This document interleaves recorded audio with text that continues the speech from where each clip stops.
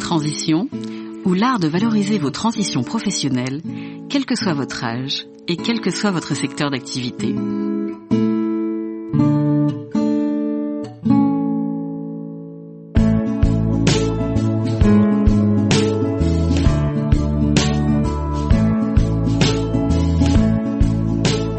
Amis auditeurs, bonjour. Je suis Mireille Garola et nous parlons aujourd'hui de transition professionnelle. Je vous donne rendez-vous à 14h, chaque 4e mardi du mois, pour notre rendez-vous mensuel.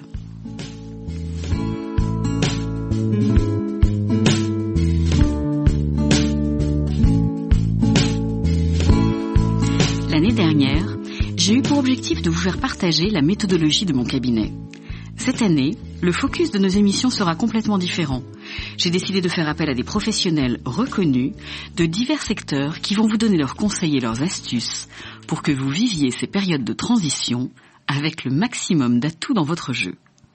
Mes invités aujourd'hui sont Jean-Pierre Robin, responsable Île-de-France du CRA, c'est-à-dire cédant et repreneur d'affaires, qui est la plus grande association en France d'accompagnement de personnes à la reprise d'entreprise.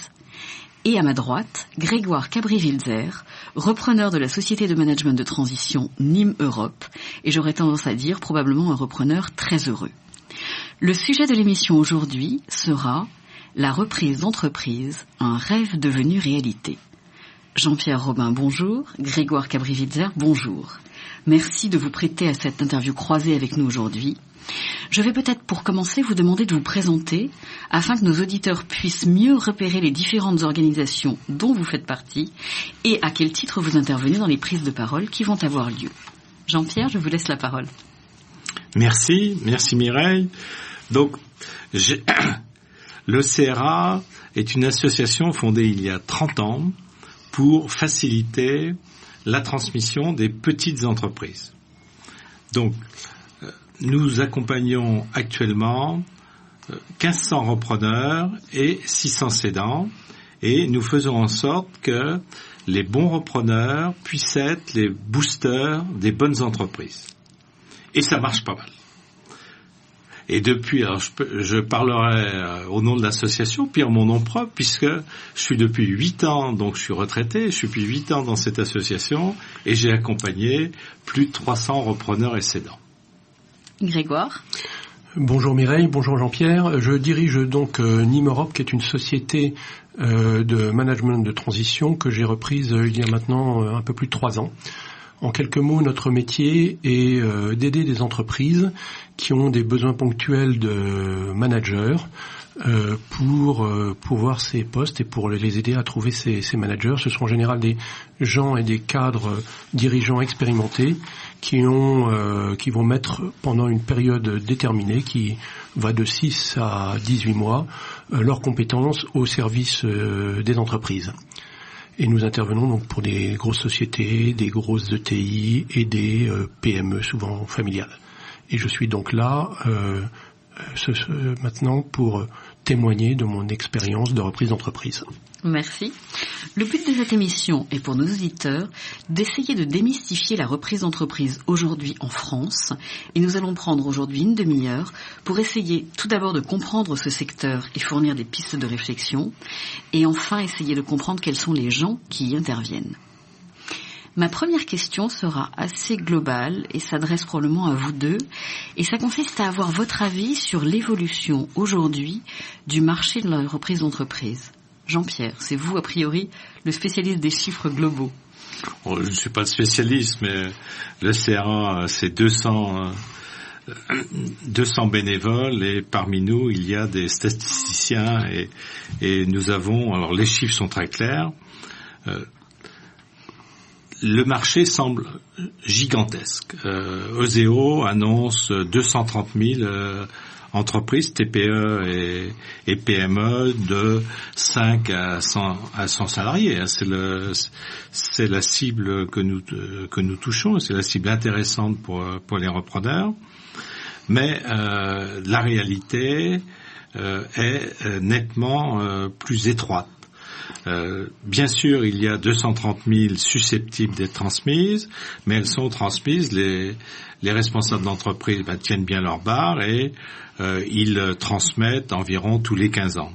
Donc, ce qui fait que on a de transmissibles tous les ans environ 15 000 entreprises. Mais ces 15 000 entreprises vont se répartir entre en termes de transmission, entre des cessions des filiales de grands groupes, entre cessions internes à de la famille ou du personnel, et des disparitions, parce que il y a un certain nombre, bien sûr, d'entreprises, et surtout à l'époque actuelle, il y a un certain nombre de disparitions, c'est à peu près 25% de l'ensemble, et finalement, il reste transmissible à des acteurs extérieurs 6 000 selon Euseo, 6 700 entreprises. Donc, ce qui fait, c'est un tout petit gâteau, et c'est justement parce que c'est une toute petite part de gâteau que si on souhaite reprendre une entreprise, il faut vraiment être meilleur que les autres repreneurs potentiels.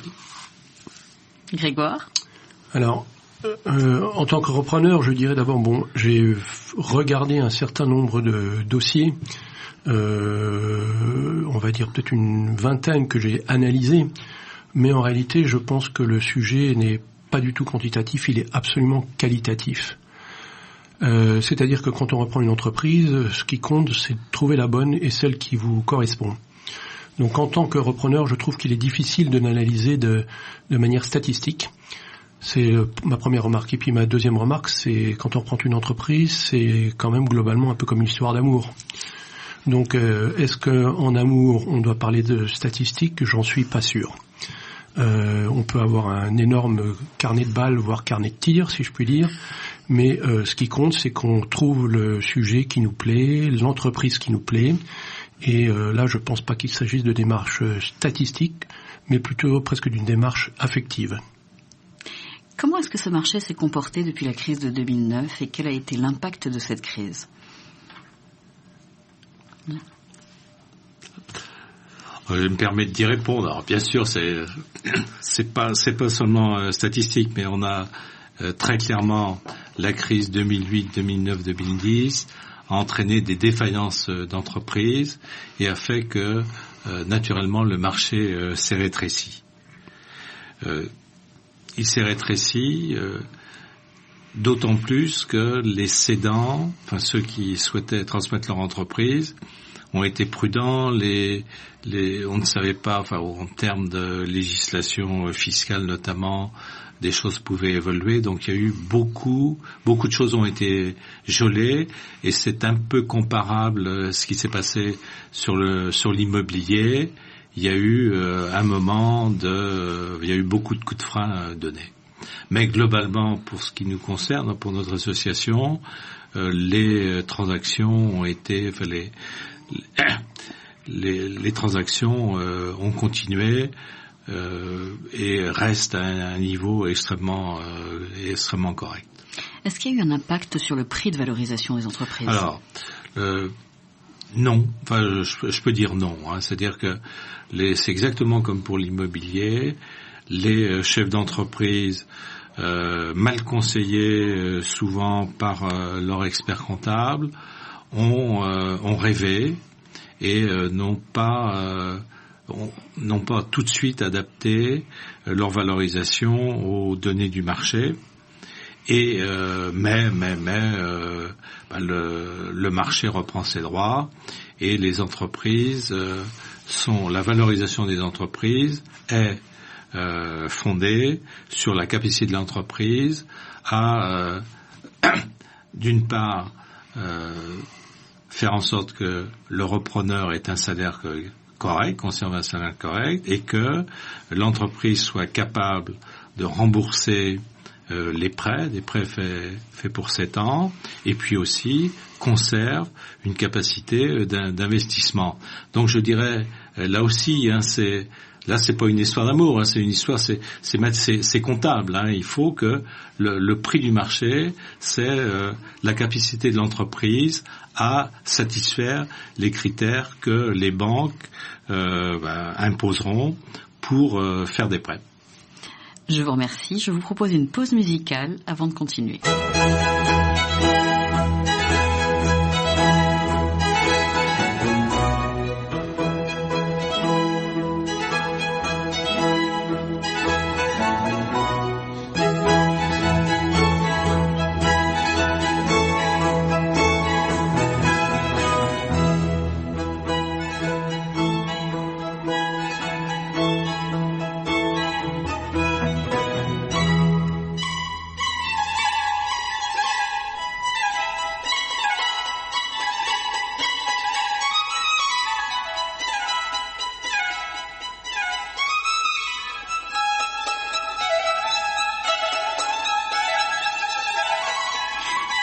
Je vous rappelle notre thème d'aujourd'hui, la reprise d'entreprise, un rêve devenu réalité. Grégoire, je crois que vous souhaitiez rebondir sur la question sur laquelle Jean-Pierre a répondu, qui était comment est-ce que le marché de la reprise d'entreprise s'est comporté depuis la crise de 2009. En tant que repreneur, comment l'avez-vous vécu ? Alors, il est certain aussi que depuis quelques années, vous avez sur le marché, entre guillemets, un certain nombre de cadres dirigeants, des anciens dirigeants d'entreprise qui se présentent sur le marché. Donc on peut imaginer que la demande aille en augmentant, ce qui est vrai. Donc vous avez beaucoup plus de gens qui sont, je crois, que par le passé, à la recherche d'entreprises. C'est souvent des cadres dirigeants qui sont sortis ou issus de grands groupes et qui, pour être tout à fait simple, on a un peu assez des grands groupes, donc des conflits politiques à l'intérieur des grands groupes, donc ils s'imaginent reprenant une entreprise, donc c'est leur souhait, leur volonté. Donc il y a quelque part peut-être plus de demandes. En ce qui concerne le prix, si je puis dire, il n'y a pas, et je suis tout à fait d'accord avec ce que vous disiez Jean-Pierre, pour moi il y a des standards économiques qui sont exactement ceux que vous avez mentionnés. J'ai acheté mon entreprise X fois les bits, tout à fait, de manière tout à fait cohérente, avec ce qu'on m'avait expliqué quand j'ai fait le CRA, par exemple, qui est une excellente formation. On m'avait expliqué que ça serait X fois les bits, X fois le résultat, et c'est tout à fait ce qui s'est passé sans grande surprise. Maintenant que nous avons rapidement circonscrit le secteur, je vous propose d'essayer d'analyser plus en détail les personnes qui s'y engagent, même si on a commencé un tout petit peu sur ce sujet. La question est pour vous deux. Quels sont les profils de personnes que vous voyez arriver sur le marché de l'entreprise et y a-t-il eu une évolution ces dernières années ? Si oui, comment est-ce que, dans quel sens ? Et est-ce que cette évolution a eu un effet marquant sur le fait de réussir ou de ne pas réussir une reprise, ou est-ce qu'elle a influencé le marché ? Moi, je voudrais rebondir sur ce qu'a dit Grégoire, c'est que la demande a été plus importante et beaucoup de cadres dirigeants en ont vraiment assez de faire de la politique. Et dans les grands groupes, je suis passé par des grands groupes, on passe souvent les 3/4 de son temps à faire de la politique. Donc ce sont des hommes ou des femmes ou des hommes. Merci, qui en ont assez de faire la politique et qui souhaitent être beaucoup plus opérationnels et vraiment réussir, avoir une carrière qui comble ce que j'appelle appétence et compétences. Donc la demande a augmenté, comme la demande a augmenté, la qualification des demandeurs a aussi, et c'est vrai pour l'ensemble des cadres des entreprises, je dirais que les grands groupes recrutent de plus en plus des des diplômés, des super diplômés. Et j'avoue que j'ai accompagné, enfin j'avoue, non, c'est bien, j'en suis fier. J'ai accompagné des X, des HEC Harvard, et qui étaient tous fiers d'avoir fait la formation CRA et qui oubliaient un peu ce qu'ils avaient fait avant, sachant que ça sert toujours. Hein, c'est comme la culture, hein, ça reste, même si ça reste longtemps après. Et ils ont les profils ont évolué, mais c'est extrêmement utile parce que la carrière d'un repreneur d'entreprise, elle n'est pas ponctuelle. C'est-à-dire que la reprise initiale, ça c'est le marché et la possibilité d'investissement des repreneurs. Le marché oblige à commencer, et c'est pas mal, par des entités en général de taille modeste. Mais attention, celui qui reprend, l'âge moyen du repreneur CRA, c'est 45 ans.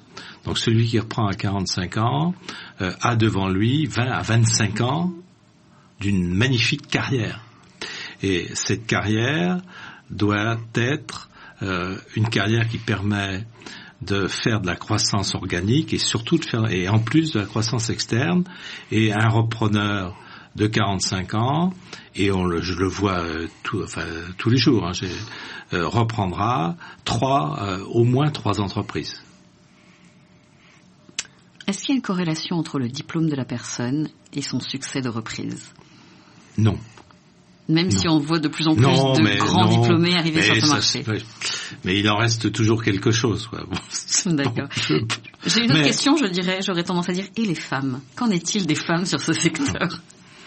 Alors les femmes, malheureusement, peu de femmes, notre association accueille, alors la partie forte, la partie la plus dynamique de notre association, c'est la formation CRA, qui est une formation intensive de 3 semaines, et nous accueillons 12 à 14% de femmes, ce qui est faible, mais ce qui au global est important parce que sur le marché de la transmission générale, il y a 7 à 8% de femmes qui reprennent par rapport aux hommes.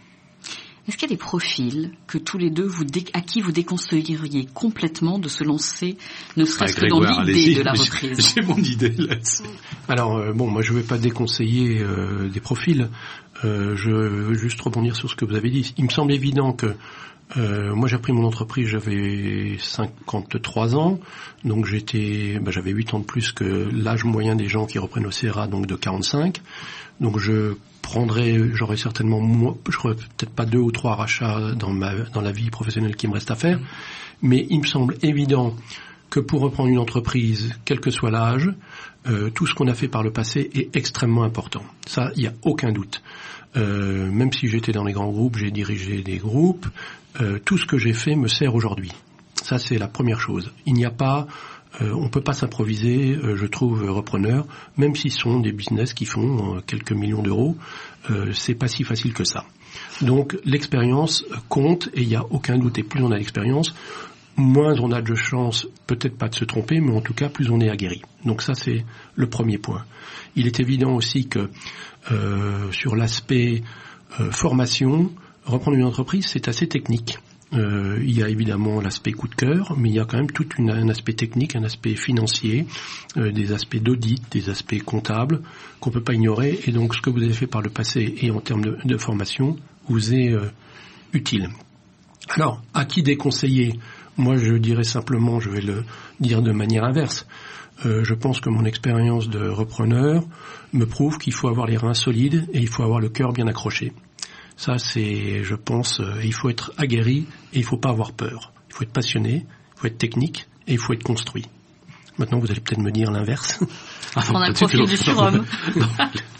Bon, pour être un beau chef d'entreprise, il faut avoir du caractère, ça c'est clair. C'est vraiment le passage obligé.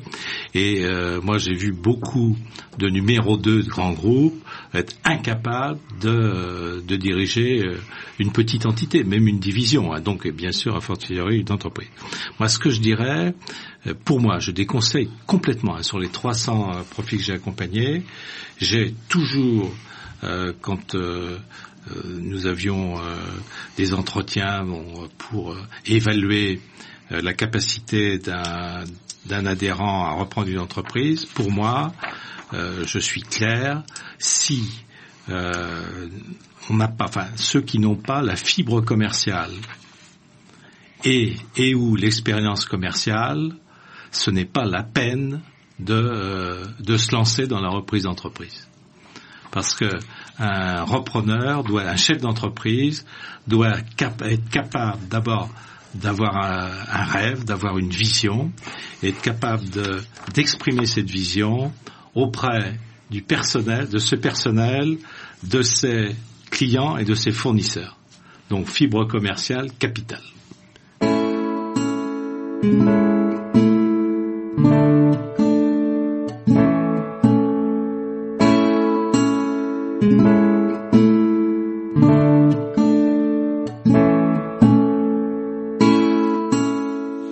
Alors maintenant, j'ai une question qui s'adresse peut-être plus à Grégoire tout d'abord et ensuite à Jean-Pierre. Est-ce que vous pouvez nous donner quelques exemples de réussites éclatantes et nous expliquer comment vous voyez les gens qui ont réussi versus ceux qui ont raté, à quoi ils avaient fait attention plus que les autres? Je vais rebondir sur ce qu'a dit Jean-Pierre. Donc effectivement, l'aspect commercial est clé dans une entreprise. Tout simplement parce que même d'un point de vue financier, ce qu'on achète, quand on l'achète d'un point de vue financier, on achète un résultat et le multiplicateur, si je puis dire, ne viendra que du développement commercial. Donc s'il n'y a pas de croissance de chiffres, il n'y a pas de croissance de résultats et donc de ce fait, il n'y a pas de valorisation de l'entreprise, donc vous ne pouvez pas la rembourser. Donc la priorité dans une entreprise qu'on rachète, à mon avis, c'est le développement commercial. Alors après, ce développement commercial, il peut se faire de plein de manières. Il peut se faire en continuant le business model traditionnel de l'entreprise, en développement de nouveaux segments, etc., etc. Ce qui veut dire que vous avez une première phase pendant les 2-3 premières années de consolidation. Donc je crois que un des échecs, à mon avis, une des choses à ne pas faire, c'est tout casser quand on arrive. Donc ça, si vous voulez tout casser, vous achetez une autre entreprise, vous achetez autre chose, mais si vous cassez tout, ça n'a aucun intérêt de racheter quelque chose qui existe. Donc il y a une phase de consolidation, de construction, de compréhension. Donc moi déjà la première erreur, à mon avis, à ne pas faire, c'est vouloir tout casser le jour où vous arrivez. Je ne sais pas ce que vous en pensez. Voilà, je suis tout à fait d'accord. C'est ce qui me frappe, c'est tous ceux que j'ai accompagnés. Lorsqu'ils ont repris une entreprise, ils avaient une vision assez claire de ce qu'ils allaient entreprendre. Je voudrais rappeler ici qu'entre créer et reprendre, il n'y a pas beaucoup de différence. Créer ou reprendre, c'est toujours entreprendre. Reprendre une entreprise, c'est partir d'une base et construire à partir de cette base. Donc tous ceux qui reprennent, tous les bons repreneurs, ont une vision, ils savent, ils achètent une base solide pour en faire quelque chose dans l'avenir. Et la plupart de ceux que j'ai accompagnés pensaient pouvoir développer et construire les nouveaux étages relativement rapidement. Et non, je suis tout à fait d'accord avec vous, Grégoire, faut laisser le temps au temps, faut analyser, il ne faut pas révolutionner, il faut faire en sorte qu'il y ait une évolution très positive. Qu'est-ce qui vous permet à l'un et l'autre de valider une adéquation homme-projet, ou pour Grégoire peut-être plus spécifiquement, entre tous les différents dossiers que vous avez vus, qu'est-ce qui a fait que vous vous êtes dit « là j'y vais et là je vais réussir » ? Alors, j'allais dire, d'abord j'y suis allé parce que je pensais que j'allais réussir. Donc c'est pareil, si on n'a pas cette conviction, pas idiote, mais enfin dans son fort intérieur qu'on peut y arriver, il faut pas y aller. Donc ça c'est le premier point. Après, moi je suis sorti de mon domaine, de mon secteur, puisque j'avais passé avant de reprendre l'entreprise une 30aine d'années dans un univers complètement différent, puisque c'était dans les produits de consommation et dans les produits de cosmétiques. Et je suis aujourd'hui dans un métier qui est le conseil accès RH. Mais en réalité, dès que j'ai analysé cette entreprise ou dès que je l'ai vue, je me suis dit que c'était ce que je voulais faire. Donc je savais que j'allais évoluer à un moment ou un autre vers un métier lié au RH d'une part, au conseil d'autre part, et surtout, je savais que ça correspondait à mes valeurs assez profondes. Donc, l'entreprise que j'ai trouvée, correspondait exactement à mes valeurs. Donc, je n'ai jamais été, et je ne suis absolument pas en décalage d'un point de vue intellectuel et moral avec mes valeurs. Donc, j'en ai pas du tout fait ce que j'appelle un multiplicateur financier. Pour moi, c'est pas une affaire financière de reprendre une entreprise. C'est en tout cas faire quelque chose que j'aime bien, que j'adore, et plus je le fais, plus je l'aime, et qui correspond absolument à mes valeurs. Jean-Pierre? Pour ma part, j'ai un cas illustrant bien ce que je voudrais exprimer. J'ai accompagné un homme qui s'appelle Daniel Porte, qui avait conduit sa carrière dans l'univers du luxe. Du luxe, et notamment, il avait été chez Rolex et Champagne même. Et donc, quand il a préparé ce qu'on appelle cadrage ciblage, quand il a travaillé, mais attention, ça se fait pas tout seul, hein, c'est un travail qui est long, c'est un travail qui permet de mûrir ses projets. Donc il a choisi d'utiliser ses appétences, c'est-à-dire le secteur des produits haut de gamme, et puis ses compétences, puisqu'il avait été marketing commercial dans ces domaines. Et comme il avait bien choisi ce qu'il voulait ce qu'il voulait diriger et développer, il n'a pas été cherché. C'est un cédant, c'est le patron des chaussettes Monet, c'est des produits, des chaussettes très haut de gamme dirigés vers le ski de fond, le ski alpin, produits très très techniques. C'est ce cédant qui a décidé de faire en sorte que son entreprise, quand il passait le témoin, son entreprise pourrait gravir une marche et passer de produits techniquement de bon niveau à produits haut de gamme. Et Daniel Porte a en 2 ans boosté l'entreprise d'une façon formidable. Il a fait de produits techniques très corrects, des produits qui sont plus que corrects et qui sont devenus des produits mode, donc des produits sexy et qui se développent d'une façon formidable. Il est référencé par les fédérations de ski alpin, etc. Enfin, c'est un développement qui correspondait parfaitement à ses compétences. Jean-Pierre, Grégoire, je vous remercie. Amis auditeurs, je vous retrouverai toujours avec le même plaisir le mois prochain pour aborder le thème de la création d'entreprise avec des témoignages croisés.